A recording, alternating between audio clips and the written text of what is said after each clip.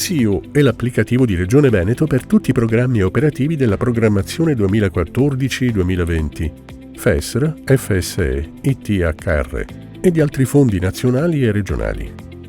Viene utilizzato dai beneficiari, tra cui imprese e cittadini privati, e dai funzionari regionali dedicati alla gestione e valutazione dei progetti presentati. In questo video sarà illustrato l'inserimento delle domande di sostegno da parte dei beneficiari nell'ambito del Fondo Europeo di Sviluppo Regionale.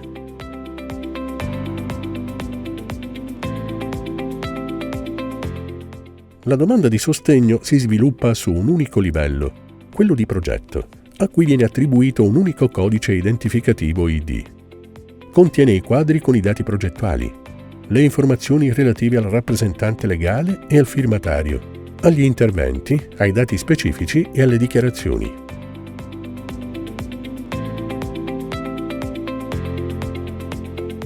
Il SIU è raggiungibile da qualsiasi postazione e dagli utenti precedentemente registrati nel sistema di gestione utenti sistema informativo, detto GUSI.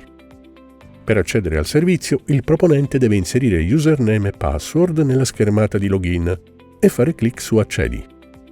Anche se già in possesso di credenziali, è possibile scegliere una delle altre modalità di autenticazione, SPID, CIE o CNS. Facendo clic su Inserimento nuova domanda, l'utente sceglie il programma operativo Fondo Europeo di Sviluppo Regionale e digitando il codice fiscale, il sistema riconosce il dato inserito e restituisce le relative informazioni, se regolarmente registrate in GUSI. Per continuare, occorre fare clic su Nuova domanda. Il beneficiario deve scegliere domanda di sostegno tra le opzioni disponibili e fare clic su Prosegui.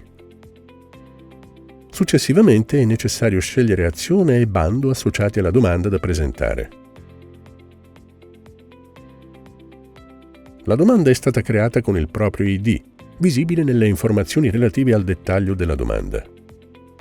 In questa schermata sono riportati i dati della domanda con lo stato, che può essere in compilazione, confermata o presentata, e i quadri della domanda, ovvero i passaggi in cui il beneficiario inserirà i dati.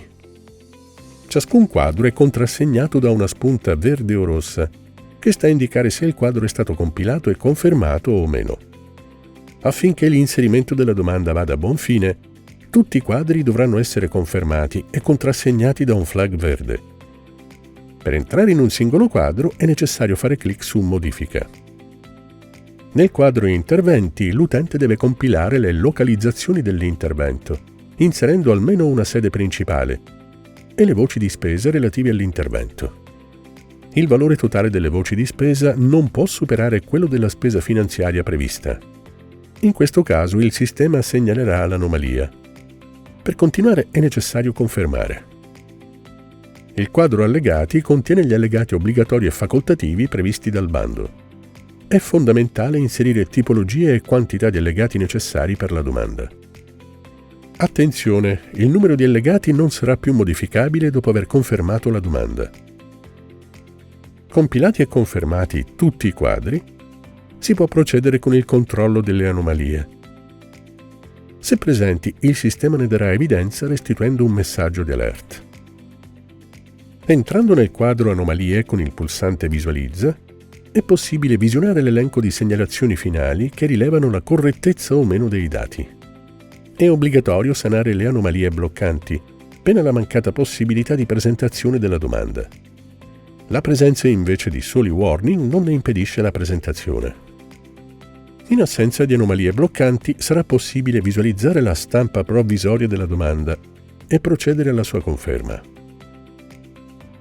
Lo stato della domanda è passato in confermata. Da questo momento la domanda non è più modificabile ed è solo consentito caricare nuovi file sulle righe già create oppure sovrascrivere nuovi allegati a quelli già esistenti. A questo punto si può scaricare il modulo della domanda in formato PDF con il pulsante Genera modulo domanda, firmarlo digitalmente in formato P7M CADES e allegarlo nel quadro allegati. Attenzione, è necessario non rinominare il file.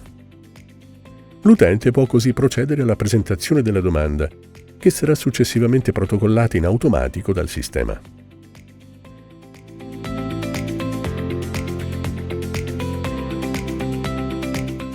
La domanda può assumere 3 possibili stati. Lo stato iniziale della domanda è in compilazione. L'utente può inserire, modificare o eliminare la domanda in qualsiasi momento. Terminata la compilazione, occorre effettuare i controlli delle anomalie, confermare la domanda portando lo stato in confermata. A questo punto è possibile presentare la domanda. In ciascun quadro possono esserci dei dati obbligatori, contraddistinti da un asterisco.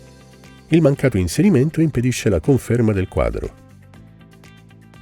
Effettuato il download del modulo della domanda in PDF e firmato digitalmente in formato P7M CADES, il firmatario dovrà caricarlo nella sezione Allegati. Qualora compilatore e firmatario siano 2 soggetti differenti, il compilatore dovrà zippare il file precedentemente scaricato e inviarlo al firmatario. Quest'ultimo dovrà estrarre il PDF, firmarlo digitalmente, zippare il P7M CADES e inviarlo al compilatore, che estrarrà il file e lo caricherà infine nella sezione Allegati. Nel caso di bandi a sportello, la presentazione delle domande termina con ulteriori passaggi. Terminata la compilazione con l'upload della domanda firmata digitalmente sul SIU, l'utente deve fare clic sul pulsante «Ottieni il link presentazione» e indicare l'indirizzo email a cui desidera ricevere il link. Ottenuto il link univoco, bisogna verificarne il corretto funzionamento. Il giorno di apertura dello sportello, l'utente dovrà fare clic sul link ricevuto, digitare il codice di controllo e confermarlo senza accedere a SIU.